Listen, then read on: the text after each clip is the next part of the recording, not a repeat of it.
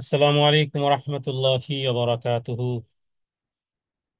আলহামদুলিল্লাহি রব্বিল আলামিন নাহমাদুহু ওয়া নুসাল্লি আলা রাসূলিহিল কারীম নবিয়িনা মুহাম্মাদিন ওয়া আলা আলিহি ওয়া আসহাবিহি আজমাইন। শুরু হচ্ছে শব্দে শব্দে দরসে কোরআন এর আজ পর্ব 86, 86তম পর্বে আমরা 75 নম্বর সূরা সূরা আল কিয়ামার 21 নম্বর আয়াত থেকে আলোচনা করার চেষ্টা করব ইনশাআল্লাহ বিইজনিল্লাহ। সমস্ত ভালো কাজ আল্লাহ তাআলার তৌফিকই সম্পন্ন হয়। সে রব্বে কারীমের কাছে প্রার্থনা করতেছি তিনি যেন আমাদেরকে সাহায্য করেন কোরআনুল কারীম শিক্ষা করা, কোরআনুল কারীমের অর্থ অনুধাবন করা, শব্দে শব্দের সাথে পরিচিত হওয়া। সর্বোপরি আল্লাহ তাআলা আমাদের জন্য কি মেসেজ রাসূলুল্লাহ সাল্লাল্লাহু আলাইহি ওয়াসাল্লামের উপর জিবরাইল আমিনের মাধ্যমে অবতীর্ণ করেছেন, আল্লাহ তাআলার সাথে কথোপকথনের এই অমীয় বাণী, যা নাকি মাখলুক নয়, এটি অনেক বড় একটি পরিচয় কোরআনুল কারীমের। পৃথিবীতে সবকিছুই মাখলুক, সমস্ত নবীরা মাখলুক, সমস্ত ফেরেশতাগণ মাখলুক, কিন্তু এটি কালামুল্লাহ, কোরআনুল কারীম মাখলুক নয়। এটি হলো হাদা কালামুল্লাহ, আমার রবের রবের কালাম এটি। গোটা কোরআনুল কারীমে আল্লাহ তাআলা পরকালের দৃশ্য এঁকেছেন, কিন্তু বারবার বারবার সেটি স্মরণ না করলে দুনিয়া আমাদেরকে শুধু দুনিয়াই দেখায়। পরকাল পরকালের স্মরণ থেকে দূরে থাকতে থাকতে একটা সময় মানুষ যেন পরকালকে অস্বীকারই করে ফেলে। বিষয়টি স্মরণে রাখার জন্য মাইন্ডের মধ্যে 24 আওয়ার সেটাকে সেট আপ দেওয়ার জন্য যেন আল্লাহ তাআলা বারবার মানুষকে আখিরাতের কথা আল্লাহ তাআলা স্মরণ করিয়ে দিয়েছেন। সে বিষয়টি 21 নম্বর আয়াত থেকে শুরু হয়েছে যে তোমরা প্রকৃতপক্ষে আসলে দুনিয়ার জীবনটা কি ভালোবাসো, ইহজীবন কি তোমরা পরিধানযোগ্য মনে করো, পার্থিব সুখ শান্তি কি তোমরা সবার আগে প্রায়োরিটি দাও। ভাবখানা এমন যেন পুনরুত্থান দিবস কি যেন তোমরা ভুলে গেছো। আর কেউ কেউ আছে যারা পুনরুত্থান দিবসকে অস্বীকার করার মতন কোথাও পরকালের বিশ্বাস কনসেপ্ট তার হৃদয়ে যে কাজ করে, সেটি তার কাজ কর্মে কথোপকথনে চিন্তা চেতনায় ধ্যান ধারণায় কখনোই পরিপুষ্পিত হয় না। এজন্য আল্লাহ তাআলা এই বিষয়টি বারবার উল্লেখ করেছেন। তাহলে আমরা শুরু করতেছি সূরা আল কিয়ামার 21 নম্বর আয়াত থেকে তেলাওয়াত ইনশাআল্লাহ, পার্ট নম্বর 86। أعوذ بالله من الشيطان الرجيم.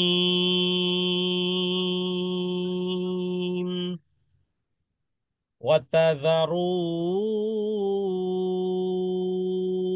الآخرة وتذرون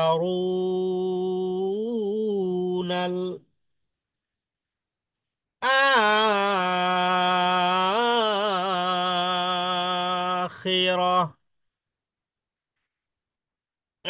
এবং ওয়াতাযারুনা, যারা, ইয়াযরু, তাযরু,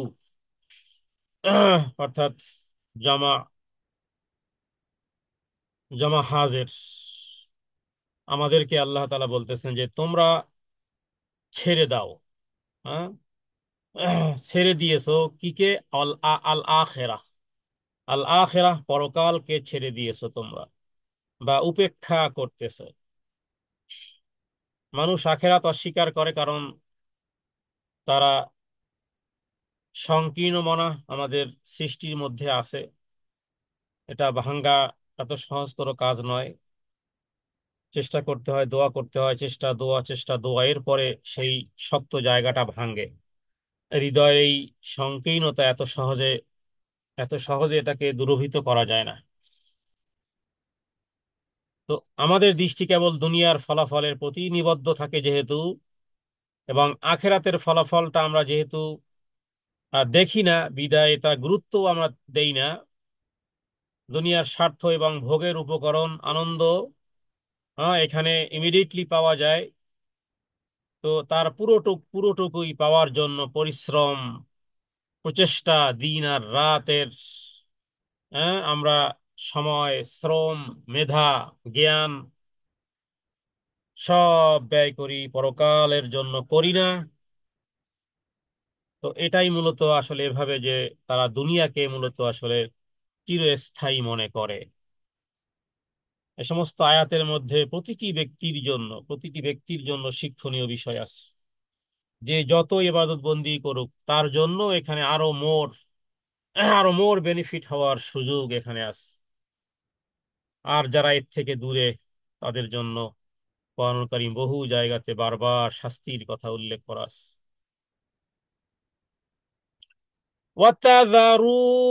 وتذرون الآخرة,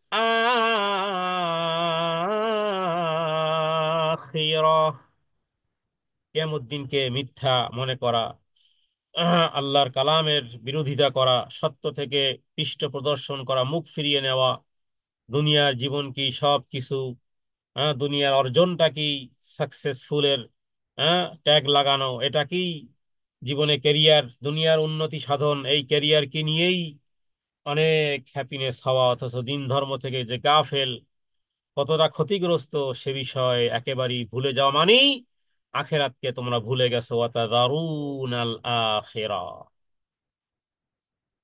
এবার আল্লাহ তাআলা কিয়ামতের দৃশ্যের কথা উল্লেখ করেছেন।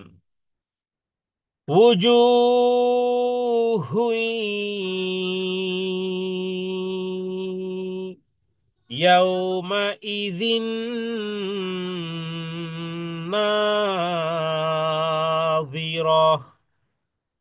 কিয়ামতের দিন কিছু চেহারাকে আল্লাহ তাআলা উজ্জ্বল করবেন। উজুহ, অজহুনের বহু বচন উজুহ, তার মানে সবার চেহারা হবে না, কিছু মানুষের চেহারা। ইয়াউমাইদিন, সেই দিন। নাযিরা, নাযিরা বলতে হাস্যোজ্জ্বল অথবা মুখমণ্ডল উজ্জ্বল। ইমানদার এবং সৌভাগ্যবানদের চেহারাই মূলত সেদিন আনন্দের ছাপ থাকবে, এবং সেগুলো থেকে এক ধরনের আলো বের হবে, উজ্জ্বল হবে, জ্যোতি দেখা যাবে সেই চেহারায়। ইলা রব্বিহা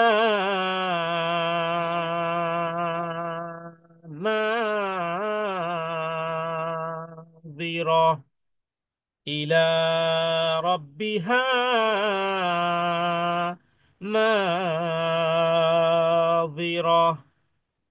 তাদের চেহারা কেন উজ্জ্বল হবে সেদিন? যে কিছু মুখমণ্ডল হাসি খুশি উজ্জ্বল হবে, সজীব হবে। তারা কারা? তারা হলো যে তারা রবের দিকে রবের দিকে তাকানোর সুযোগ যাদের হয়েছে, রব্বে কারিমের দিদার যাদের লাভ হয়েছে, তাদের চেহারা গুলোর কথাই এখানে উল্লেখ করা হয়েছে। দোয়ার মধ্যে এটাও শামিল রাখা উচিত যে, হে রব্বে কারিম, কিয়ামতের দিন জান্নাতে তোমার দর্শন লাভ করার তৌফিক হে আল্লাহ তুমি আমাদেরকে দান করো। এটা একজন মুমিনের অনেক বড় পাওয়ার, যে চাওয়া পাওয়া মধ্যে, লিস্টের মধ্যে প্রত্যেক জীবনের একটা স্বপ্ন থাকে যে আপনি কি চান। কেউ ভালো গাড়ি চায়, কেউ ভালো বাড়ি চায়, কেউ সুন্দরী স্ত্রী চায়, কেউ দায়িত্ববান স্বামী চায়, প্রত্যেকেরই কিছু ডিমান্ড থাকে। মুমিনের আখেরাতের ডিমান্ডের মধ্যে এটা একটা বহুত বড় ডিমান্ড, যে আমরা রবের দিকে তাকিয়ে রবের সন্তুষ্টির দিদার, আল্লাহ তাআলার দিদার, আল্লাহ তাআলার দর্শন। আল্লাহ তাআলা সবাইকে দিবেন না, বরং তাদের কি দিবেন যাদের কথা এখানে আল্লাহ উল্লেখ করেছেন, যে চেহারা কিছু চেহারা সেদিন আল্লাহ উজ্জ্বল করবেন, কিছু মুখমণ্ডলকে আল্লাহ তাআলা তাদের চেহারাকে উজ্জ্বল করবেন। কেন? যে তারা তাদের রবের দিকে দৃষ্টিপাতকারী হবে, রবের দিকে তাকানোর সুযোগ আল্লাহ তাআলা তাদেরকে দিবেন, তারা তাদের রবকে দেখতে পাবে। এবং দেখুন সূরা ইয়াসিনের মধ্যে এসেছে কি, সালামুন কাওলাম মির রব্বির রহিম।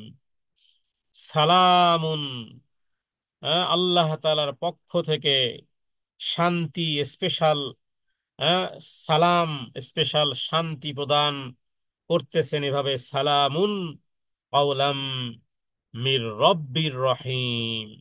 তোমার প্রতিপালক দয়াময় প্রতিপালক প্রভুর পক্ষ থেকে বিশেষ স্পেশাল সালাম জান্নাতীদেরকে। জান্নাতের এই আনন্দ পৃথিবীর কোনো মুফতি আর পৃথিবীর কোনো তাফসীর কারক ব্যাখ্যা করতে পারবে না। রাসূলুল্লাহ সাল্লাল্লাহু আলাইহি ওয়াসাল্লাম বলেছেন এইভাবে, যে যদি মৃত্যু থাকতো, মৃত্যু, আনন্দের আতিশয্যে যদি মৃত্যু থাকতো, যদি, যেহেতু মৃত্যু এক, মৃত্যুর পরে আর মৃত্যু থাকবে না, সেই আনন্দে জান্নাতীরা সব মারা যেত।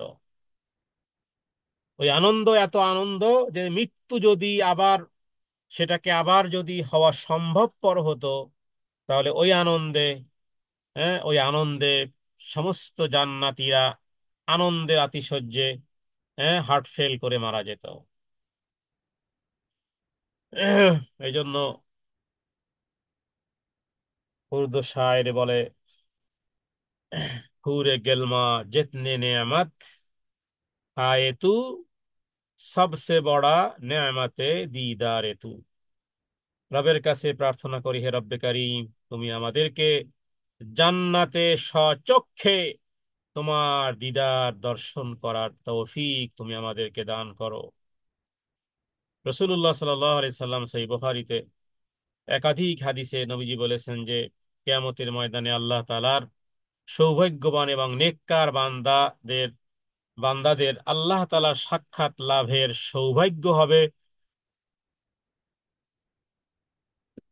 এবং আরেকটি হাদিসে রয়েছে যে তোমরা প্রকাশ্যে সুস্পষ্টভাবে তোমার রবকে দেখতে পাবে, যেভাবে করে চন্দ্রিমা রাতের চাঁদের আলো দেখতে কি তোমাদের কারো কোনো অসুবিধা হয়? সাহাবায়ে কেরাম বলেছে যে না। তো জান্নাতীরা জান্নাতে প্রবেশ করার পরে আল্লাহ তাআলা তাদেরকে জিজ্ঞেস করবেন তোমরা কি চাও, আমি তোমাদেরকে কিছু দান করব।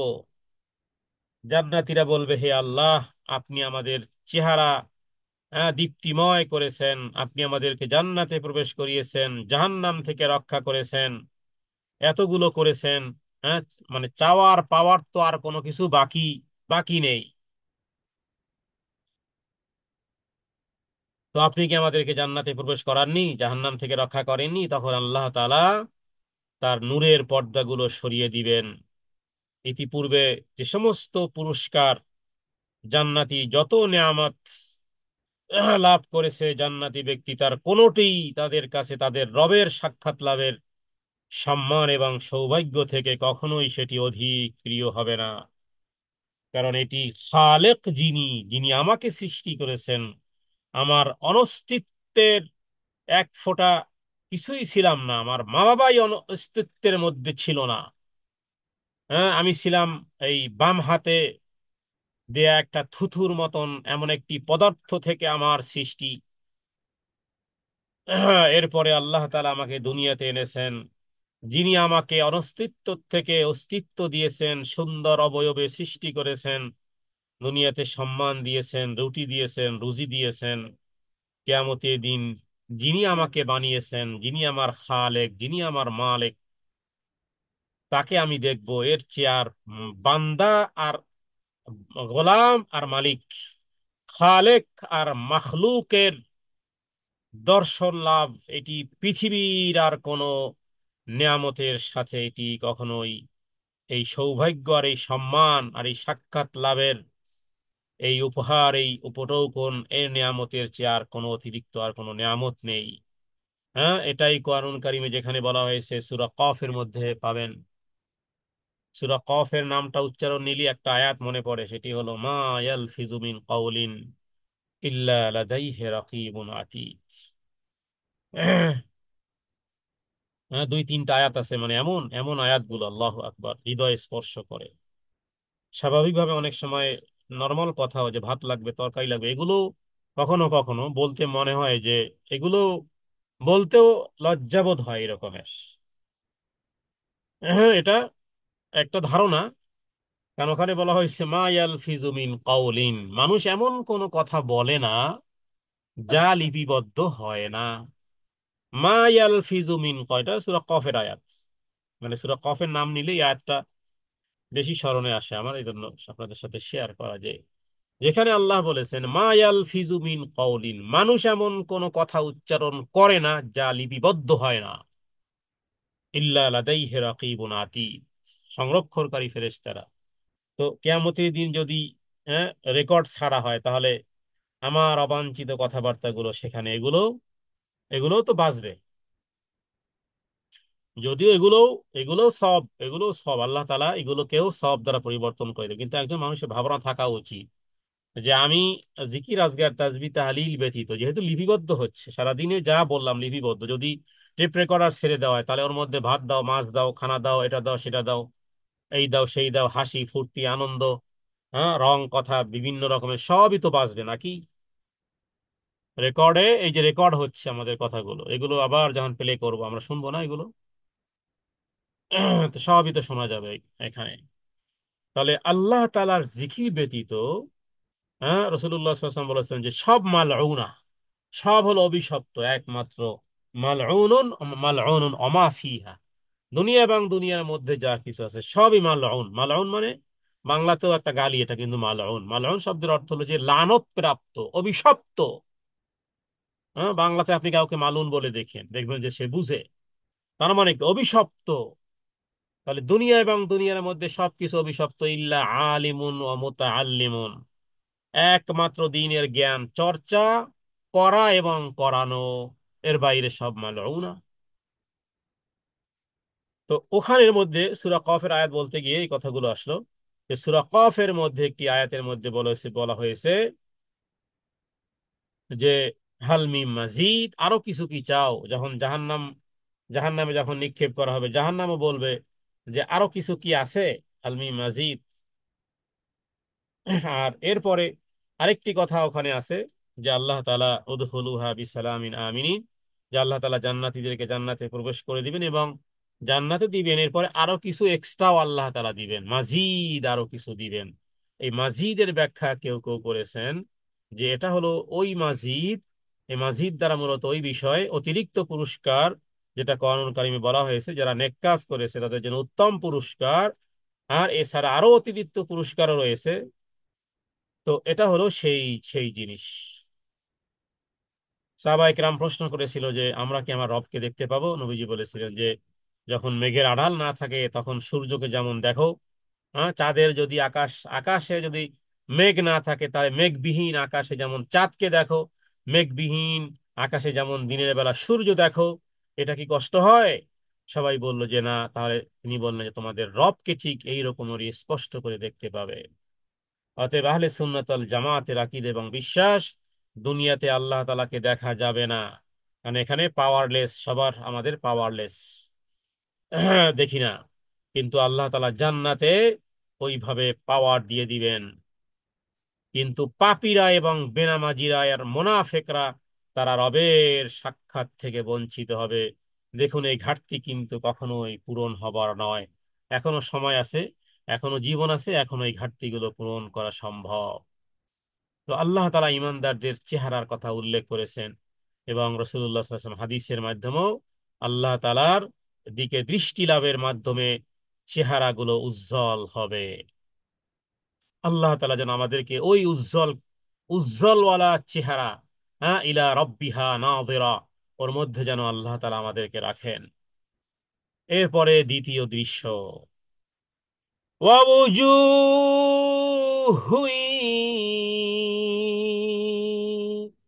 ইয়াউমাইযিম বাসিরা, ووجوه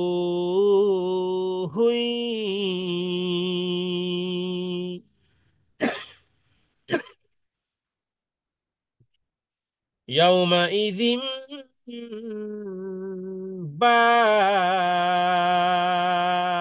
বাসিরাহ, এবং সেদিন সেদিন কিছু চেহারা হবে। ইয়াউমাইযিন সেদিন, উজুহুন কিছু চেহারা হবে সেদিন, বাসিরাহ, বাসিরা হবে বিবর্ণ, বাসিরা হবে কালো, বাসিরা হবে ফ্যাকাশে, বাসিরা হবে দুশ্চিন্তার কালো মেঘ চেহারায় ছেয়ে গেছে। কোনো আলো নেই, কোনো হাসি নেই, কোনো উজ্জ্বলতা নেই, দীপ্তিহীন এক মুখমণ্ডল, বিবর্ণ কালো, গোমড়া, এক চেহারা হয়ে যাবে সেদিন। ووجوه يومئذ باسرة। রব্বে কারিমের কাছে প্রার্থনা করি, হে আল্লাহ, আপনি আমাদেরকে কিয়ামতের দিন এই হতভাগাদের এই চেহারা, এই হতভাগ্যদের এই চেহারা, এই ভ্রু, এই এই কালো কুঞ্চিত মুখমণ্ডল বিবর্ণময় এই চেহারা থেকে, হে রব্বে কারিম, আপনার কাছে পানাহ চাই। ওদের দলে আর মতে আর পথে যেন দুনিয়ার জীবনে না হাঁটি, ওদের ওদের জন্য যেন মায়া কান্না না করি, ওদের ফাঁদে যেন না পড়ি।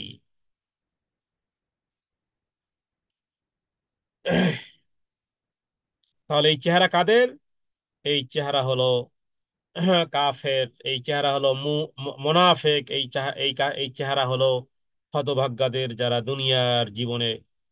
দুনিয়ার জীবনে রব্বে কারিমের এই পথে যারা না চলেছে, রসুল্লাহ সাল্লাল্লাহু আলাইহি সাল্লামের আনিত জীবন বিধানকে যারা মনে প্রাণে বিশ্বাসে, শয়নে স্বপনে, সংগোপনে আর প্রকাশ্যে আর দিনের আলোতে আর রাতের গোপন অন্ধকারে তাদের জীবনের প্রতিটি জায়গাতে যারা স্মরণে রেখেছে, শিখেছে, প্র্যাকটিস করেছে, তাদেরকে আল্লাহ তাআলা ভ্রুকুঞ্চিত এবং এইভাবে কালো বিবর্ণ, এইভাবে দীপ্তিহীন মুখমণ্ডল করবেন না।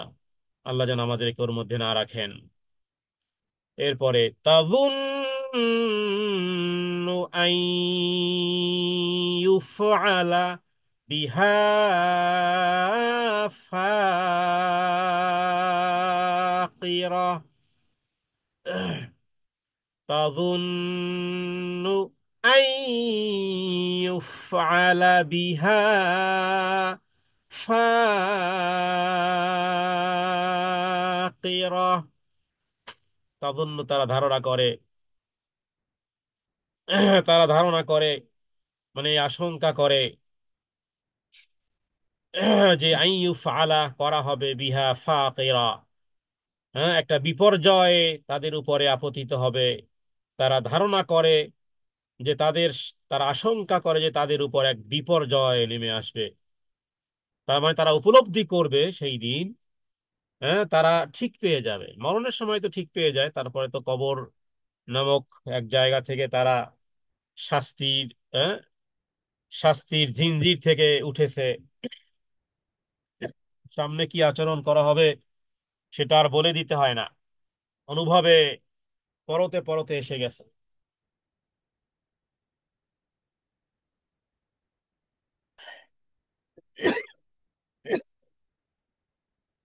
দুঃখিত।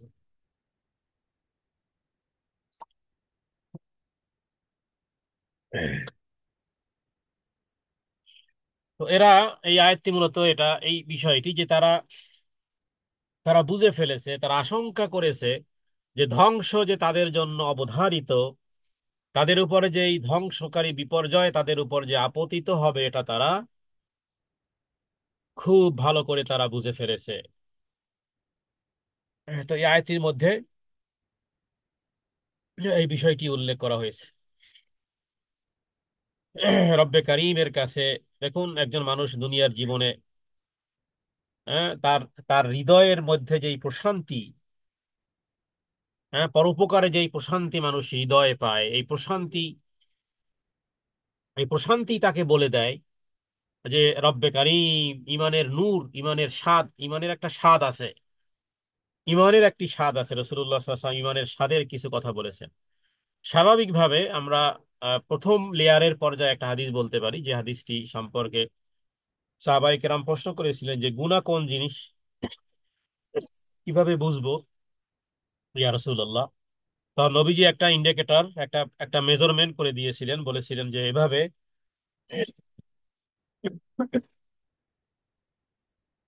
যে যখন তোমাকে নেক কাজ আনন্দ দিবে এবং মন্দ কাজ তোমার হৃদয়ে খটখটার সৃষ্টি করবে,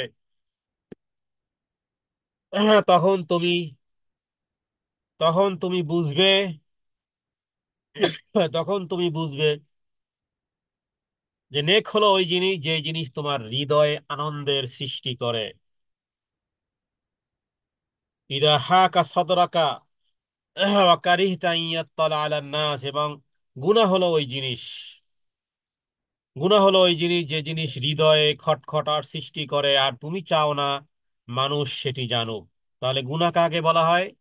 গুনাহ বলা হয় ওই জিনিসকে, ইদা সাররাতকা হাসানাতুকা ওয়া সাআতকা সাইয়্যাতুকা ফাআনতা মুমিন। অন্য হাদিসও আছে যে ভালো কাজ তোমাকে যখন আনন্দ দিবে, মন্দ কাজ, তখন তুমি বুঝবে মুমিন। আর এখানে আরেকটা হাদিসে বলা হয়েছে যে যেই জিনিস তোমার হৃদয় প্রশান্তি আনে সেই জিনিসটি হলো হাসানাত বা নেক কাজ। আর যেই কাজটি তোমার হৃদয় খটখটার সৃষ্টি করে আর তুমি চাও না যে এই জিনিসটি অন্য কোনো মানুষ জানুক, তাহলে সেটি হলো গুনাহ। তাহলে ওই আয়াতের মধ্যে যে ওদের কথা উল্লেখ করা হয়েছে যে তারা এটি বুঝে ফেলবে। এর মধ্যে কিছু কথা যেটি দিদার বিষয়ে রসুল্লাহ সাল্লাহ আলী আসাল্লাম, মুসনাদ আহমদের মধ্যে একটি হাদিসে রসুল্লাহ সাল্লাহ আলী আসাল্লাম আহ, তিনি উল্লেখ করেছেন যে সর্বনিম্ন পর্যায়ের যিনি জান্নাতি, তার রাজ্য এবং তার রাজত্ব আহ, যা দেখবে, হ্যাঁ, দূরবর্তী নিকটবর্তী সব জায়গাতে সে দেখবে, তার দৃষ্টির মধ্যে সব জায়গাতেই তার স্ত্রী, তার খাদেম ইত্যাদি দেখবে। দেখুন সর্বনিম্ন জান্নাতি, হ্যাঁ। আর উপরের জান্নাতি কি দেখবে? আল্লাহ আকবার। কম্পেয়ারটা দেখুন, সুবহান আল্লাহ, আল্লাহ আকবার কবীরা। সর্বোত্তম সর্বনিম্ন জান্নাতি সে তো, কোথাও বলা আছে যে এই সব জায়গাতে, হ্যাঁ, দুনিয়ার 10 দুনিয়ার সমান সর্বনিম্ন জান্নাতি, সব জায়গাতে তার তার তার খাদেম খদ্দাম ইত্যাদি, হ্যাঁ। কিন্তু উপরের জান্নাতি যারা, তারা তারা তারা কি তাহলে? আল্লাহ আকবার, উপর পর্যায়ের জান্নাতি, জান্নাতুল ফেরদাউস। কারণ এগুলো এই বাদশাহী বলেন, এই 10 দুনিয়া কেন, হাজার দুনিয়ারও যাবতীয় নাজ ও নেয়ামতকে আপনি এক পাল্লা যদি রাখেন, কিন্তু রব্বে কারিমের দিদার, এটা একটা ভিন্ন জিনিস।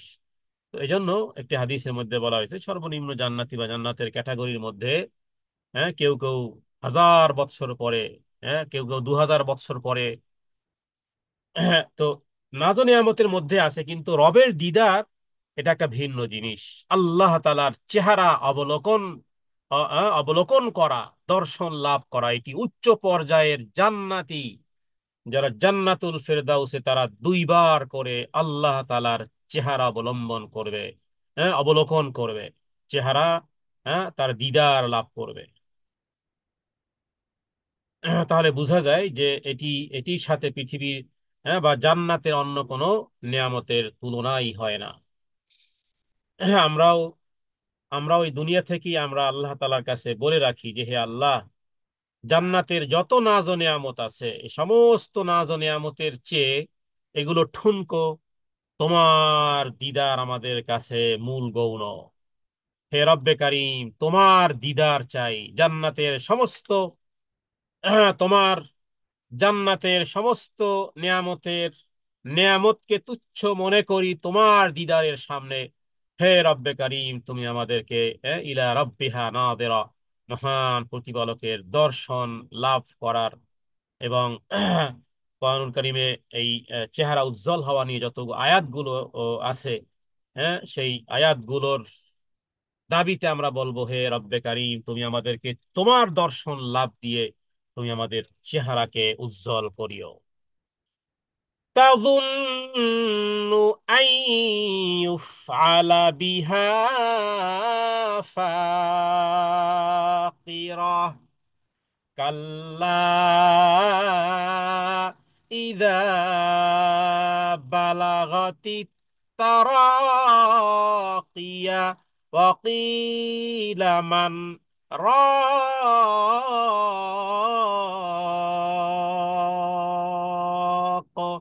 وظن أنه الفراق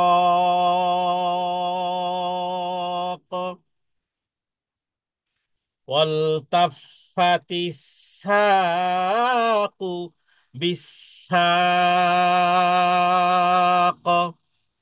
এই আয়াত পর্যন্ত এক দৃশ্য, এজন্য এই তিনটি আয়াত পাঠ করা হলো।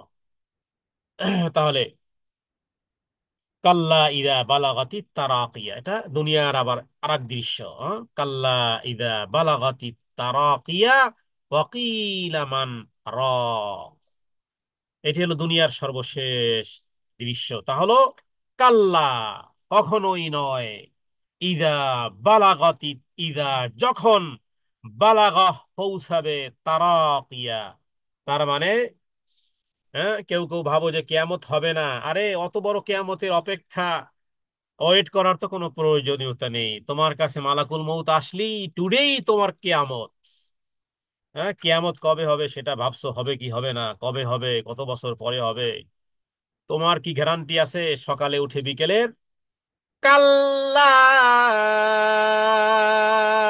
সমস্ত ধারণার, হ্যাঁ, সমস্ত ধারণাকে যেন স্তব্ধ করে বলা হচ্ছে যে ইদা বালাগাতে, এদিকে নজর দাও। ইদা বালাগা, যখন পৌঁছে যাবে, তারাকিয়া, প্রাণ যখন কণ্ঠনালীতে এসে যাবে, প্রাণ যখন কণ্ঠাগত হবে, গলার কাছে যখন প্রাণ এসে গেছে, হ্যাঁ, কিয়ামত দিয়ে কি করবা তুমি? একটা ভারী জিনিস তোমার শরীরের উপর ফেলে দিলেই তো তোমার শেষ, প্রাণ কণ্ঠাগত শেষ। তো কবে কিয়ামত হবে, কবে, সেগুলোর, হ্যাঁ, দিকে, সেদিকে অ্যাটেনশন না নিয়ে আগে তুমি, তোমার প্রাণ কখন কণ্ঠাগত হবে। তো এখানে আল্লাহ তাআলা বলেছেন যে যখন প্রাণ, যখন পৌঁছে যাবে কণ্ঠদেশে প্রাণ, হ্যাঁ, প্রাণ যখন গলার কাছে আসবে, তার মানে মুশরিকরা ধারণা অনুযায়ী যে তারা মারা গেলে তাদের আর, হ্যাঁ, শাস্তি প্রদান করা হবে না। কারো প্রাণ যখন কণ্ঠনালীতে এসে পৌঁছবে, এরপরে আল্লাহ তাআলা বলতেছেন অকিলা মান রাক। অকিলা মান, এরপরে সাক্তা, সাক্তা করার বিধান আছে। হ্যাঁ, মান, কারণ এখানে আসলে আরবির অর্থ বুঝলে বুঝবে যে অকিলা মান, আল্লাহ জিজ্ঞেস করতেছেন কে, হ্যাঁ, কে আসো, কে আসো তোমাদের মধ্যে, বলা হবে কে আসো, কে আসো কি কেউ? তা আপনি যদি কেউ কোথাও, যদি আপনি দরজায় নক করেন, যদি কেউ আসেন, হ্যাঁ, তা আপনি কি বলতেই থাকবেন ভাষণ, নাকি আপনি অপেক্ষা করবেন যে দেখি কেউ উত্তর দেয় কিনা? হ্যাঁ, তো এরকমের। তো সাক্তা কি? সাক্তা হলো আওয়াজকে বন্ধ রাখবো কিন্তু শ্বাসকে জারি রাখবো, এটা হলো সাক্তা। তাহলে সাক্তাটা হবে এভাবেই, ওয়াকিলা মান রাক। শ্বাস কিন্তু আমি ছাড়িনি, শুধু আওয়াজটাকে বন্ধ রেখেছিলাম। তো এটা হলো সাক্তা। তো ওই যে প্রাণ যখন ওষ্ঠাগত হবে, হ্যাঁ, তোমাদের ধারণা, যেটা করতেছো, তো যখন কণ্ঠনালীর কাছে, মানে এই মৃত্যুর, মৃত্যুর জন্য যখন প্রাণ যখন কণ্ঠাগত, তখন আল্লাহ তাআলা জিজ্ঞেস করতেছেন, আচ্ছা, বলা হবে মান, কেউ কি আছে, কেউ কি আছে কি, রাকিন, হ্যাঁ, সাহায্য করার, সুস্থ করার, হ্যাঁ, ঝাড়ফুঁক করার, কেউ কি আছে? উপস্থিত ব্যক্তিদের মধ্যে থেকে কেউ কি এমন আসো কি যে ঝাড়ফুঁকের মাধ্যমে তোমাদেরকে এই মৃত্যুর হাত থেকে নিষ্কৃতি দিবে? হ্যাঁ, মালাকুল মউতকে কি টাকা পয়সা ঘুষ দিলে কি মালাকুল মউত ফিরে যাবে যে ঠিক আছে এ ভাদ্র মাসে আসি না, আবার পরের পৌষ মাসে আসবো না? ওয়াকিলা মান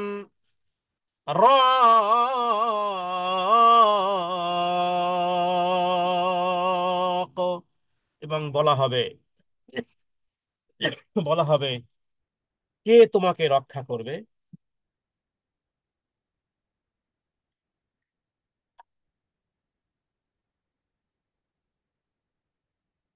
আকবার। রাকিন শব্দের অর্থ স্বাভাবিকভাবে শব্দগত আসে যে ঝাড়ফুঁককারীকে বলা হয় রাকিন, যেহেতু শব্দগুলো তাদের তাদের মধ্যে স্পষ্ট, এগুলো ছিল তাদের মধ্যে।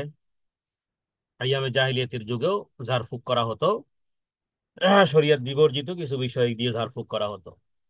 এরপরে রাসূলুল্লাহ সাল্লাল্লাহু আলাইহি সাল্লাম উপরে যখন সূরা নাস ফালাকের আয়াতগুলো নাজিল হলো, 11 আয়াত, তখন এটি ঝাড়ফুঁকের বলা যেতে পারে। ঝাড়ফুঁকের জন্য আল্লাহ তাআলা এই সূরা নাস এবং সূরা ফালাক, হ্যাঁ, যাবতীয় চিকিৎসার জন্য সূরা নাস আর ফালাকের 11টি আয়াত আল্লাহ নাজিল করেছেন। এরপর নবীজি এটা দিয়ে ঝাড়ফুঁক করতেন। তো মক্কার মুশরিকরা তারাও ঝাড়ফুঁক করতো তাদের কথা অনুযায়ী। তো আল্লাহ তাআলা বলেছেন যে কে আছে এবার এই ঝাড়ফুঁককারী তোমাদেরকে রক্ষা করবে? কেউ কি আছে যে তোমাকে ঝাড়ফুঁক করবে যার কারণে তুমি আরোগ্য লাভ করবে?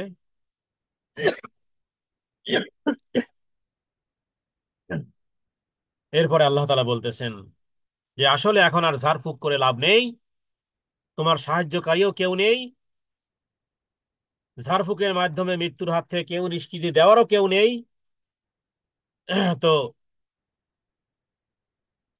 এখানে প্রশ্নকারী কে হবে এ বিষয়ে আল্লাহ তাআলাই যে প্রশ্ন করবেন তা না, ফেরেশতারাও জিজ্ঞেস করবে। ফেরেশতারাই জিজ্ঞেস করবে যে মান রক, এই তোমাকে এখন কে রক্ষা করবে? আসলে কেউ রক্ষা করবে না, সে নিজেও নিজেও বুঝে গেছে। وظن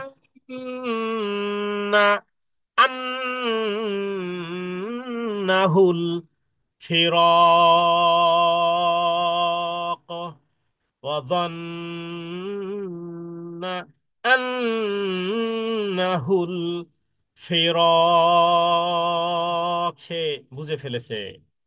হ্যাঁ, যদিও এখানে দন্না মানে ধারণা করা বা মনে করা, কিন্তু আসলে সে তার অর্গানগুলো, তার মানুষের কারো যখন মৃত্যুর আগে, যদিও কেউ মৃত্যুর খবর কেউ কেউ বলতে পারবে না, কিন্তু মৃত্যুর আগে মানুষের শরীরের এই কিডনি ফেল, বিভিন্ন অর্গানগুলো যে ফেইল হয়, সে ইন্টারনালি বুঝতে পারে যে আসলে আমার আর হ্যাঁ, থাকার সময় নেই। হ্যাঁ, অর্গান ফেল অবস্থাতেও তো আইসিইউতে শত সহস্র দিন পড়ে থাকে। তো বিষয়টি হলো সে বুঝতে পারে যে আসলে আমার আর পাওয়ার ফেল, পাওয়ারলেস। সে বুঝে আন্নাহুল ফিরাক, বিদায়ের ঘন্টা আমার বেজে গেছে। হ্যাঁ, মানুষ বুঝে ফেলবে এটা আমার বিদায় ক্ষণ মুহূর্ত। যার আত্মা কণ্ঠনালীতে এসে উপস্থিত হয় সে নিশ্চিত হয়ে যায় এখন তার ধন, তার মাল, তার সম্পদ, তার সন্তান সন্ততি এতদিন মাখামাখি করে যেখানে আঁকড়ে ছিলাম, এ দুনিয়ার প্রতিটি জিনিস থেকে এবার পৃথক হয়ে বিদায় নেওয়ার পালা। হ্যাঁ, বিদায় নেওয়ার পালা। সে এটা বুঝে ফেলে। আল্লাহ আকবার, সবাই এটা আমরা বুঝবো। অযন্না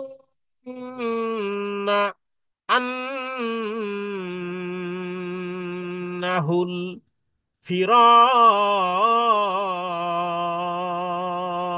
ফিরাক।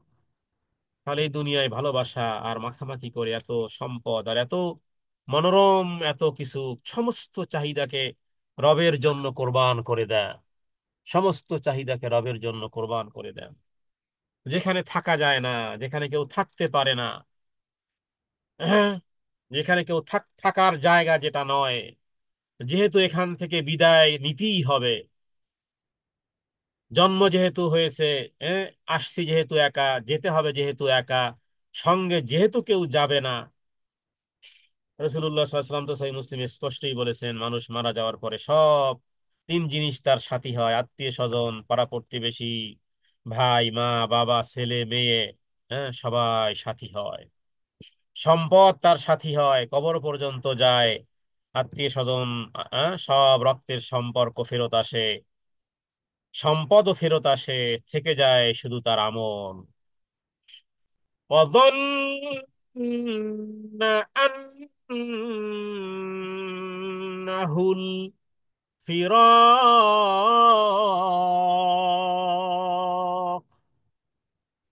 বিদায়ের শেষ মুহূর্ত সে অনুধাবন করতে পারে যে দুনিয়ার শেষ সময় তার এসে গেছে। দুনিয়া থেকে বিদায় হওয়ার নেওয়ার পালা। সে বুঝে ফেলেছে মৃত্যু যন্ত্রণা আক্রান্ত, সে নিশ্চিত হয়ে যাবে এখন ওই দুনিয়া থেকে মরণের মাধ্যমে আমি পৃথক হয়ে যাব। ওয়ালতাফাতি সাকু বিসাক, ওয়ালতাফাতি সাকু বিসাক। ইলতাফাতা মানে জড়িয়ে যাওয়া। সাক এবং সাক, সাক বলা হয় পায়ের যে গোড়ালি, পায়ের যে গোড়ালি পিণ্ডলি, পায়ের গোছা এক পায়ের সাথে আরেক পায়ের যেন জোড়া লেগে যাচ্ছে। সেটা দুর্বলতার কারণে হোক, অথবা এটাকে বলা যেতে পারে যে এক পা দুনিয়া আর এক পা আখেরাতের, মানে দুনিয়া এবং আখেরাতের সম্মিলন হতে যাচ্ছে। দুনিয়া বন্ধু বিদায়, দুনিয়া বন্ধু আখেরাত এবার শুরু। ইবনে আব্বাস রাদিয়াল্লাহু তাআলা আনহু এইভাবে দুই পায়ের এইভাবে এই বর্ণনা করেছেন। মানে শাক মানে যেহেতু পায়ের গোছা লেগে যাচ্ছে এক পা আর এক পায়ের, তার মানে দুনিয়ার শেষ, দুনিয়ার শেষ দিন আর আখেরাতের প্রথম রাত, আখেরাতের প্রথম দিনের সম্মিলন। মানুষ দুনিয়ার শেষ দিন এবং আখেরাতের বিরহ বেদনা, আখেরাতে কি হবে তার তার চিন্তায় সে পেরেশান থাকবে। তো এ সময় বলা যায় দুটি বিপদ একসাথে হাজির। এক হলো যে এমনিতে বিদায় নেওয়াটা একটা কঠিন, বিদায় নেওয়াটা একটা কঠিন জিনিস না, চোখের পানি রাখা যায় না। ভালোবাসার সাথে যদি বিদায় কোনো কিছু হয়, আবার আরেকটা জায়গাতে গ্রেফতার হওয়ার, আখেরাতের জীবনে যাওয়ার বিপদ, প্রত্যেক পাপীর জন্য আরেকটা ভয়াবহতার একটা দিন। দুই বিপদ, দুঃখিত, দুই বিপদ একসাথে, দুনিয়ার শেষ প্রান্তে আখেরাতের শুরুতে, সকল বিপদ আপদের একত্রিত হওয়ার দিন। এরপরে কি? এরপরে পরের দৃশ্য, ইলা রব্বিকা ইয়াউমা ইযিনিল মাসাক। এই যে কোথায় নিয়ে যাওয়া হবে? ইলা রব্বিকা, তোমার রবের দিকে। ইয়াউমা ইযিন, ওই দিন, সেই দিন, যেদিন কথা মালিক ইয়াউমিদ্দিন বারবার পড়ি, তার মানে ওই দিন আসবেই আসবে, সেই দিন রবের দিকে তাকিয়ে নেওয়া হবে। আল মাসাক, মাসাক, তার মানে গতি বা গতি, সাকা ইয়াসিকু মানে আসলে চলা, এটাকে এই চলমান বা যাত্রা, তার মানে তার টার্গেট, তার উদ্দেশ্য, তাকে যেদিকে নিয়ে যাওয়া হবে হাঁকিয়ে, সেটা হলো রবের দিকে। বাকি এখন রবের দিকে মানে রবের সন্তুষ্টির জায়গাতে নাকি রবের অসন্তুষ্টির জায়গাতে, বাট রবের দিকে, ইলা রব্বিকা, তোমার প্রতিপালকের। এই পরিস্থিতি তখন তৈরি হবে, মৃত্যু ব্যক্তিকে তার রবের দিকে হাঁকিয়ে নেওয়া যাওয়া হবে।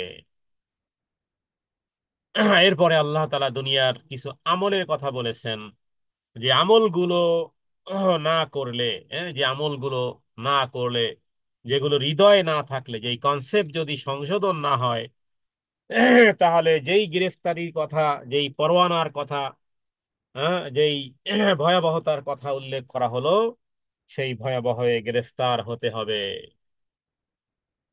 ফালা সাদ্দাকা ওয়ালা সাল্লা,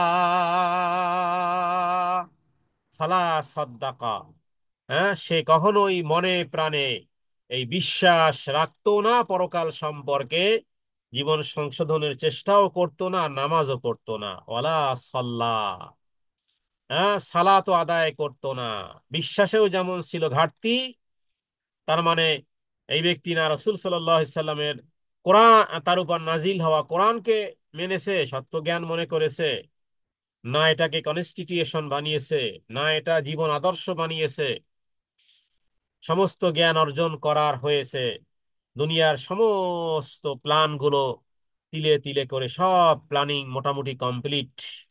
যাদের বয়স 60 70 80, ছেলে বিয়ে দিয়ে বিবাহ দিয়েছে, মেয়ে বিবাহ দিয়ে ফেলেছে, ঢাকাতে বাড়ি করেছে, হ্যাঁ, ছেলে মেয়েকে উচ্চ শিক্ষায় শিক্ষিত করেছে, মানে মোটামুটি ম্যাক্সিমাম মানুষ একটা পর্যায়ে এসে গেছে। এখন নাতি নাতকুর নিয়ে মোটামুটি চলে, মানে জীবনটা মোটামুটি এন্ড অফ মোমেন্টে মোটামুটি তারা চলেছে।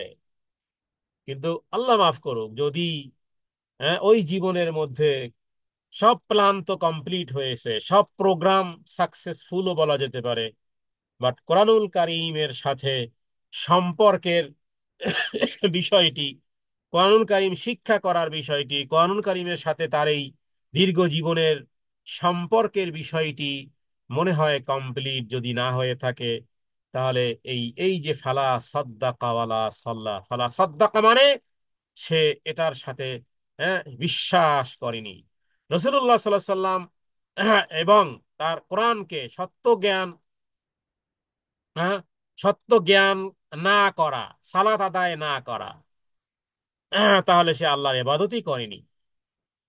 কারণ এট এ টাইম দুই দুই জিনিসের দুই জিনিসই সাথে থাকতে হবে। কেউ হয়তো বা সালাত আদায় করে, জাকাত দেয় না, আপনি কি মনে করেন সে মুসলিম? আপনি যদি মুসলিম বলেন, তাহলে আপনি আবু বকরের চেয়ে বেশি জ্ঞানী হয়ে যাবেন। হ্যাঁ, সালাত আদায় করে, জাকাত দেয় না, আপনি তাকে কি মনে করবেন? আপনি যদি তাকে মুসলিম মনে করেন, যে কেন ওনার সাথে হজে গেলাম, ওনার সাথে এই যে রমজান মাসে ইফতার করলাম, আমরা কাউকে ফতুয়া দেব না, কিন্তু কর্মটাকে কোরআনুল কারীম এইভাবে বলেছে যে তারা মুসলিম নয়, তারা আখুদ্দিন নয়, তারা, সে ফয়সালা রবের কাছে। কিন্তু এখানে আল্লাহ তাআলা বলেছে সালাত আদায় করেনি, তার মানে সে আল্লাহর কোনো ইবাদতই আদায় করেনি। আল্লাহ তাআলার কাছে আমরা এই বিষয়গুলো থেকে, অনেকে এগুলো ছোট মনে করি বিধায় হয়তো অনেকে মনে করে যে এগুলো না করলে কি আছে, ইমান তো ঠিক আছে। ইমানই তো নেই, ঠিক থাকবে কি? ওয়ালাকিন কাযযাবা ওয়া তাওয়াল্লা। কাযযাবা মানে মিথ্যা প্রত্যাখ্যান করা, পৃষ্ঠ প্রদর্শন করা, দূরে থাকা, মুখ ফিরিয়ে নেওয়া। অবিশ্বাসীদের করতে হয় তা না, মুখ ফিরিয়ে নেওয়া। ওয়া তাওয়াল্লা, এবং তারা মুখ ফিরিয়ে নিল বা মুখ ঘুরিয়ে নিল। তার মানে রাসূলুল্লাহ সাল্লাল্লাহু আলাইহি সাল্লামকে মিথ্যা জ্ঞান করা, অথবা ঈমান আনয়নের দাবি সমূহ পূর্ণ না করা, আনুগত্য থেকে মুখ ফিরিয়ে নেওয়া। এখানে আনুগত্য থেকেও মুখ ফিরিয়ে নেওয়া, কারণ রাসূলুল্লাহ সাল্লাল্লাহু আলাইহি আনুগত্য তারা করেনি। ওয়াতাওয়াল্লাহ, হ্যাঁ, রাসূলুল্লাহ সাল্লাল্লাহু আলাইহি সাল্লামের আনুগত্য করলে আর ওয়াতাওয়াল্লাহ আসতো না। তার মানে নবীজির যারা আনুগত্য না করবে, তারাই হলো মূলত তাওয়াল্লা ওয়াতাওয়াল্লা। হ্যাঁ, নবীজি তার হাদিসে বলেছেন যে আবা, আবা। হ্যাঁ, সাহাবায়ে কেরাম বলেছেন ইয়া রাসূলুল্লাহ আবাকে। তার নবীজি বলেছেন যে যে আমার অনুসরণ করে সে জান্নাতে যাবে, আর যে আমার অনুসরণ করে না সে হলো আবা। হাদিস বিশুদ্ধ হাদিস। মানে আসানি ফাকাদ আবা। তাহলে যে ব্যক্তি নবীজির পূর্ণ অনুসরণ করে না, তাকে আমরা আবা বলতে পারি, আবা। হাদিসের ভাষায় আবা। ভাই আবা কি? ভাই আবা হলো যে নবীজি অনুসরণ করে না। দাড়ি আছে, তাহলে সে আবা নয়, দাড়ি নেই সে আবা। আবা কি? আবা হলো ওই যে নবীজি অনুসরণ করে না। শুধু দাড়ি বললাম, মানে সমস্ত সমস্ত জিনিসই, কোনোটাকে আপনি ছোট করে খাটো করে দেখতে পারবেন না ইসলামে কোনো জিনিসকে। ইসলামের কোন জিনিস যদি আপনি খাটো করে দেখেন, তাহলে সূরা মুহাম্মাদের 9 নম্বর আয়াত খুলবেন আর দেখবেন যে কি ভয়াবহতা লেখা আছে। আপনার জীবনের সমস্ত আমলকে আল্লাহ বরবাদ করে দিতে পারেন। আয়াতটি হলো যালিকা বিআন্নাহুম কারিহু মা আনজালাল্লাহ ফাআহবাতা আমালাহুম। এই হলো আয়াত। এক আয়াতে আপনার সারা জীবনের সব কিছুকে বরবাদ করে ফেলতে পারে, যদি কোন রকমের নাক ছিটকানো স্বভাব থাকে কোরআন এবং সুন্নাহর কোন বিষয়ে, দালিলিক কোন বিষয়, কোন নস। নস মানে কোরআন এবং হাদিসের অথেন্টিকটাকে আমরা এইতে আরবিতে বলা হয় নস। নসকে যদি আপনি কোন রকমের নসের উপর যদি আপনি নাক ছিটকান, আপনার জীবনের সমস্ত আমল বাতিল। দলিল সূরা মুহাম্মাদের এই আয়াত। ثم ذهب إلى أهله يتمطى। কাফেরদের স্বভাবের কথা উল্লেখ করা হয়েছে। সুম্মা জাহাবা, এরপরে যায় ইলা আহলি, তাদের পরিবারের কাছে, ইয়াতামাত্তা, সদম্বে, যে এটা করে এসেছি ওটা করে এসেছি। হ্যাঁ, ক্ষমতার দাপটে যারা চলে এরা দেখবেন যে এটা করে এসেছি, এই সালিসি করে এসেছি। হ্যাঁ, এই এই মানে কাফের, এই কাফের স্বীয় পরিজনের কাছে যখন তারা যায়, হ্যাঁ, অহংকার প্রদর্শন করে এগুলোকে তারা মনে করে যে তার ক্ষমতা কত। হ্যাঁ, তার ক্ষমতা কত। তো এই স্বভাব মানুষের মধ্যে আছে। আওলা লাকা আওলা, এই সব যাদের আছে এদের জন্য হুকুম জারি হচ্ছে এবার। আওলা লাকা আওলা, দুর্ভোগ লাকা তোমাদের জন্য, আবার অনুরূপ পুনরায়, ফা মানে পুনরায়, আওলা আবারও দুর্ভোগ, মানে দুর্ভোগ তোমার জন্য, অতঃপর আবার সার্টিনলি আবারও দুর্ভোগ। হ্যাঁ, ধ্বংস, ধ্বংস তোমার জন্য, খুব তাড়াতাড়ি আবারও ধ্বংস। মানে আওলার অর্থ যদি এভাবে করা হয়, আওলা ধ্বংস, দুর্ভোগ লাকা কার জন্য, তোমার জন্য।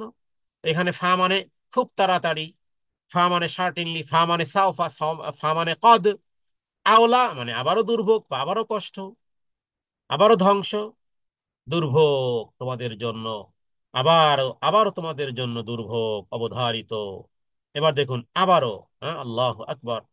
সব জায়গাতে কোরআন কারীমের এই তিনবার তিনবার করে পাওয়া যায়। মানে আল্লাহ তাআলা কোনো কথাকে খুব বেশি গুরুত্ব আরোপ করার জন্য তিনবার, হ্যাঁ, কিয়ামত সমূহ, যেমন কিয়ামতের বিষয়ে আল কারিয়া, আল কারিয়া মা আদরাকা মাল কারিয়া, শেষ, তা চতুর্থবার আর বলা হয়নি। আল হাক্কা মাল হাক্কা মা আদরাকা মাল হাক্কা, শেষ, চতুর্থবার আর বলা হয়নি। হ্যাঁ, এরপরে বহু জায়গাতে বহু দলিল আছে কোরআন কারীমে ছড়িয়ে ছিটিয়ে যে আল্লাহ তাআলা তিনবার রিপিট করেছেন, কিন্তু এখানে দেখুন দুইবার তো শুনেছেন, এবার 35 নম্বর আয়াতে আরো দুইবার। সুম্মা আওলা লাকা ফাআওলা। তাহলে সব জায়গাতে তিনবার তিনবার, এখানে চারবার। তাহলে বোঝা যায়, হ্যাঁ, আল্লাহ তাআলার একবারই, একবারই আদেশিত গুরুত্বপূর্ণ, একবারের আদেশিত বহুত বড় কিছু, সেখানে দুইবার, সেখানে তিনবার, সেখানে চারবার। সুম্মা অতঃপর, আওলা লাকা ফাআওলা, ফের শুনে রাখো, ধ্বংস তোর জন্য ধ্বংস। তাহলে এভাবে বলা যেতে পারে, ধ্বংস তোর জন্য, পুনরায় আবারও ধ্বংস। হ্যাঁ, এলো এই 34 নম্বর আয়াতের অর্থ। আর এরপরে 35 আবার বলা হবে, অতঃপর আবারও ফিরে এসে তোর জন্য ধ্বংস, তোর জন্য আবারও অতঃপর খুবই তাড়াতাড়ি ধ্বংস। হ্যাঁ, মন্দ ধ্বংস, দুর্ভাগ্য, মারাত্মক ভাবে সাবধান, এর চেয়ে বড় সাবধান বাণী, মানে অন্য কোথাও দেখা যায় না। তো জাহান্নামের আযাব দেওয়ার এবং এই পাপী লোকদেরকে, হ্যাঁ, আল্লাহ তাআলা এইভাবে করে, মানে তিরস্কারের, তিরস্কারমূলক বাক্য এরকমের, হ্যাঁ, যে আল্লাহ তোমাকে এমন জিনিসের সম্মুখীন করুক যা তোমার জন্য দুর্ভোগ। এখানে এই আয়াতগুলোকে বলা হয় তাকিদ, হ্যাঁ, আয়াতে তাকিদ, শাস্তিযোগ্য আয়াতের তাকিদ যুক্ত আয়াত। মানে তাকিদ মানে বারবার একাধিকবার যে, যেই বিষয়ে তাগিদ দেওয়া হয়। 36 নম্বর আয়াত। আয়াহসাবুল ইনসানু আই ইউতরাকা সুদা। এই আয়াতটি সবার জন্য কঠিন, এই আয়াতটি সকলের জন্য কঠিন। আল্লাহু আকবার। হে আল্লাহ, আপনি আমাদের জন্য সহজ করে দেন। আয়াহসাবুল ইনসানু, আয়াহসাবুল, হ্যাঁ, মানুষ কি ধারণা করে, এখানে আপনি আছেন, আমি আছি, সবাই আয়াহসাবুল ইনসান, মানুষ কি মনে করে, মানুষ কি ধারণা করে, আই ইউতরাকা তাকে ছেড়ে দেওয়া হবে, সুদান লাগামহীন ভাবে। তার মানে আই ইউতরাকা সুদান মানে হলো মানুষকে আদেশ নিষেধ দ্বারা পরীক্ষা করা ছাড়াই ছেড়ে দেওয়া হবে, অসম্ভব। আখেরাতে কর্মের প্রতিদান দেওয়া হবে না, অবশ্যই দেওয়া হবে। সবকিছুর হিসাব নিকাশ কি নেওয়া হবে না, অবশ্যই নেওয়া হবে। সবাইকে কি একত্রিত করা হবে না, অবশ্যই করা হবে। হ্যাঁ, মানে মানুষকে একটা চিন্তা ভাবনার একটা আয়াত দেওয়া হয়েছে এটা। হ্যাঁ, এই আয়াতটি হলো এরকমের যে প্রত্যেক ব্যক্তি তার নিজেকে যেন প্রশ্ন করে, আমি আমাকে প্রশ্ন করব যে আমি মানুষ কিনা। যদি মানুষ হয়ে থাকি, নিশ্চয়ই আমরা মানুষ। তো আল্লাহ তাআলা এখানে বলতেছেন, আয়াহসাবুল ইনসানু আই ইউতরাকা সুদা। মানুষ কি মনে করে যে তাকে এমনি ছেড়ে দেওয়া হবে? মানুষের কাছে প্রশ্ন ছুড়ে দিয়েছেন আল্লাহ তাআলা একটু চিন্তা ভাবনা করার জন্য। চিন্তা ভাবনা যদি না করেন, চিন্তা ভাবনা যদি না করেন, হ্যাঁ, যদি আমরা না করি, তাহলে আমার মধ্যে আর গরুর মধ্যে পার্থক্যটা কি? এই জন্য বলে যে যৌনতা, মানুষের মধ্যে দুই শ্রেণী মানুষ আছে। কিছু আছে যৌন আচরণের ক্ষেত্রে দেখার বিষয় না, কে কি হইলো দেখার বিষয় না, বাস। এরা হলো পশু। এরা হলো পশু। পশু দেখার বিষয়ে মনে করে না যে কে, হ্যাঁ, কে কার সাথে কোনো সম্পর্ক নেই, বাস।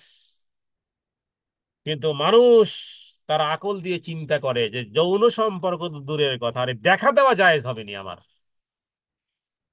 তো যদি চিন্তা করে, তাহলে আগে চিন্তা করে আরে যৌনতা তো পরের বিষয়, দেখা দেওয়াই কি জায়েজ কিনা আমার। হ্যাঁ, আর যৌনতার বিষয় তো হালাল হারামের বিষয়ও তো তার থাকবেই। তো এরা হলো মানুষ। আর যারা ওইগুলো দেখার বিষয় নয়, বাস সুখ শান্তি আগে করে নেই, মজা লুটে নেই, এরা হলো জানোয়ার। জানোয়ারের চেয়ে এরা নিকৃষ্ট। এই যা গালি এই এই এটা আল্লাহ তালাই দিয়েছেন, হ্যাঁ, বালহুম আদল, এরা হলো জানোয়ারের চেয়ে নিকৃষ্ট। তো আল্লাহ তালা এখানে এই আয়াতের মধ্যে 36 নম্বর আয়াতে আল্লাহ তালা একটা চিন্তা চেতনার, মানুষের বিবেকের কাছে একটা দায়িত্ব দিয়েছেন, প্রশ্ন ছুড়ে দিয়েছেন, চিন্তা ভাবনা করার নির্দেশ দিয়েছেন, সতর্ক করেছেন, বিবেককে বলেছেন যে তুমি একটা উপযুক্ত বিচার ফায়সালা করো।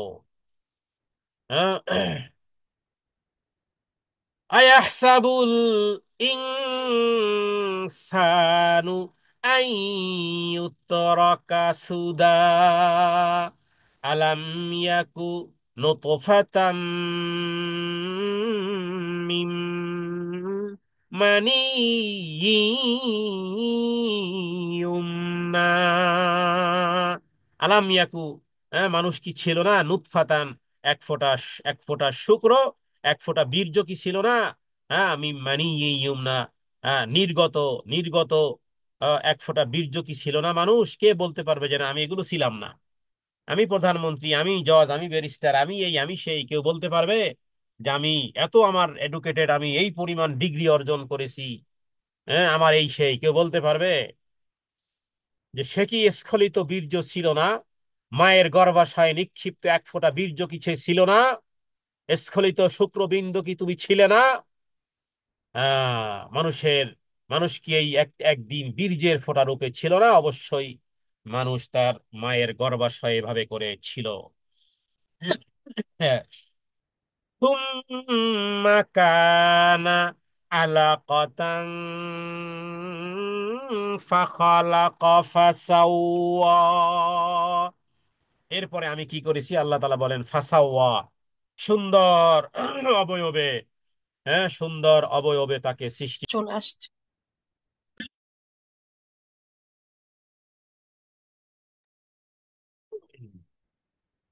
ثم كان علقة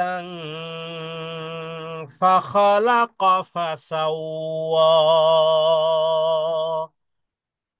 আল্লাহ তাআলা বলেন যে আমি তাকে আলাকা মানে, শুক্র বিন্দু থেকে, কি বলে, শুক্র বিন্দু থেকে তারপরে আমি কি করেছি? জমাট রক্তের, আকৃতি দিয়েছি, তাকে আমি সুঠাম করে এরপরে সৃষ্টি করেছি। তার মানে শুক্র বিন্দু ছিল 40 দিন, এরপরে রক্তপিণ্ড 40 দিন, এভাবে করে 40 40 করে আল্লাহ তাআলা একটা সুন্দর সৃষ্টি, মানে এক ফোঁটা ঝুলন্ত রক্তপিণ্ডকে আল্লাহ তাআলা এভাবে করে সুন্দর অবয়বে, মাংস পিণ্ডে পরিণত করার পরে মানব রূপে সুঠাম দেহ দিয়ে, হ্যাঁ, নাদুস নুদুস চেহারা দিয়ে, হ্যাঁ, তার ভিতরে আত্মা দিয়ে, রূহ দিয়ে আল্লাহ তাআলা সৃষ্টিকে পরিপূর্ণতা দিয়ে, হ্যাঁ, আপনি আমি দুনিয়াতে এসেছি।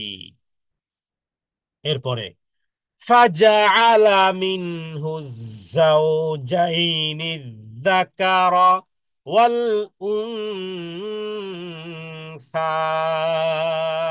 ফাজআলা, এরপরে আল্লাহ তাআলা বানিয়েছেন মিনহু, সেখান থেকে, জাওজাইন, মানে জোড়ায় জোড়ায়। হ্যাঁ, কিভাবে? মানুষ এবং যাকার এবং উনসা, নারী এবং পুরুষ অনুরূপ ভাবে, হ্যাঁ, জোড়ায় জোড়ায় পুরুষ আর নারী। এখানে জোড়ায় জোড়ায় বলতে যে, এই কি বলে, এই আহ, তার মানে এখানে অনেক ভুল ধারণা আছে অনেকের। কেউ কেউ বলে যে স্বামী এবং স্ত্রী একে অপরের সাথে এইভাবেই জোড়ায় জোড়ায়, না, এখানে একাধিক অর্থ আছে। যে জোড়া জোড়া বলতে গোটা পৃথিবী সব কিছু আল্লাহ জোড়ায় জোড়ায় সৃষ্টি করেছেন, এমনকি আসমান জোড়া আছে, হ্যাঁ, নদী জোড়া আছে, আকাশ বাতাস যা কিছু আছে পৃথিবীতে সব আল্লাহ জোড়ায় জোড়ায় বানিয়েছে। বিপরীত মুখীটাই জোড়া। শুধুমাত্র এক মহান সত্তা আছেন যার কোনো জোড়া নেই, তিনি হলেন আল্লাহ সুবহানাহু ওয়া তাআলা। এটা হলো সংক্ষিপ্ত কথা।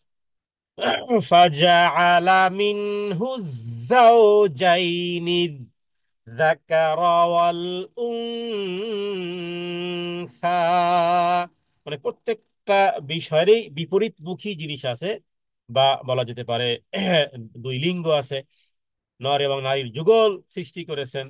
এভাবে করে সব সৃষ্টির মধ্যে আল্লাহ তাআলা বিপরীতমুখী কিছু রেখেছেন, তার মানে এটাই জোড়া। যেমন আকাশের জোড়া বলা যেতে পারে জমিন, আসমানের জোড়া জমিন। এভাবে করে প্রত্যেকটি জিনিসের জোড়া আছে। শুধুমাত্র আল্লাহ তাআলা তিনি হলেন বেতের, মানে বেতের মানে বেজোড়। সর্বশেষ আয়াত, আলাইসা আলাইসা আলাইসা যালিকা বিকাদিরিন আলা আন ইউহয়িয়াল মাউতা। এখানে এখানে এই আয়াতটা মূলত আসলে একটা প্রশ্নবোধক আর কি। আলাইসা, হ্যাঁ, আমি কি পারি না, বা এরকমের। আলাইসা যালিকা বিকাদির, মানে আমি কি সক্ষম রাখি না, আল্লাহ তাআলা বলতেছেন যে আমি কি সক্ষম রাখি না এই জিনিসের উপরে, যে আন ইউহয়িয়াল মাউতা, মৃত্যুকে জীবিত করব। আলাইসা, আ লাইসা, মানে ওই প্রশ্ন আর কি। লাইসা যালিকা, ওই জিনিস কি? হ্যাঁ, লাইসা মানে না, লা মানে না, লাইসা মানেও না। তাহলে আমি কি ওটা সক্ষম নয় বিকাদিরিন, ওই জিনিসের উপরে, যে আন ইউহয়িয়াল মাউতা, যে সমস্ত মৃত্যুদেরকে যে আমি জীবিত করব। আলাইসা যালিকা বিকাদিরিন আলা আন ইউহয়িয়াল মাউতা।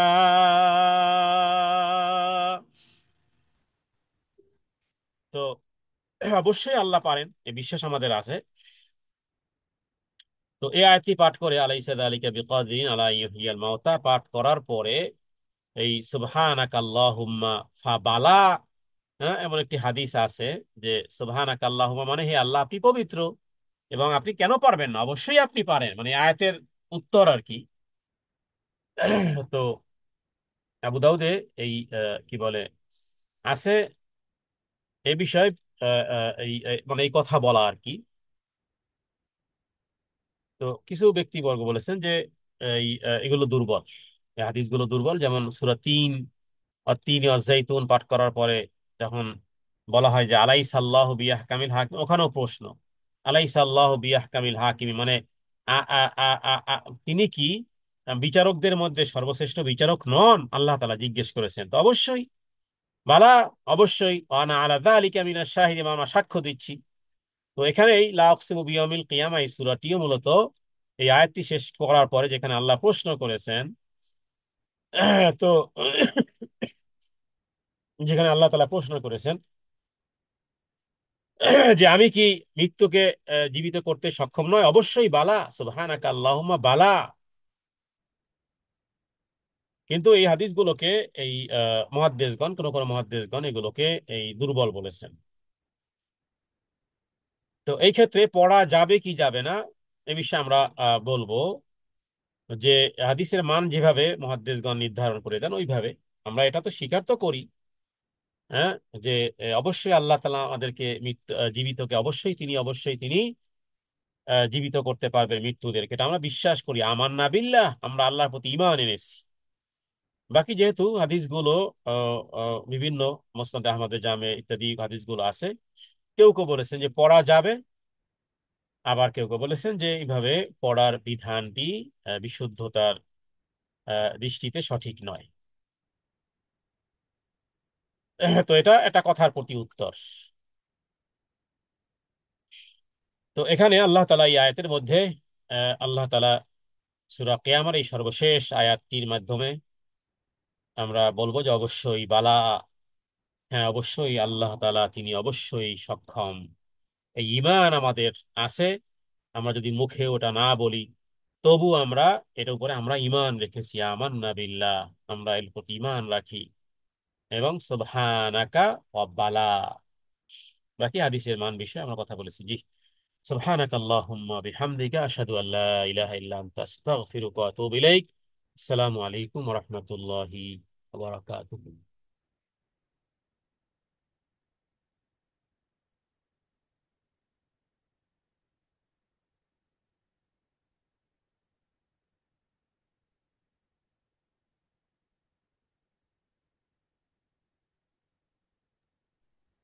ওয়ালাইকুম আসসালাম ওয়া জি, রাহমাতুল্লাহি ওয়া আপনি বারাকাতুহু। রেকর্ডিংটা বন্ধ করতে হবে, আ- আমি যেহেতু আমার কাছে উম, হোস্ট নেই এই কারণে।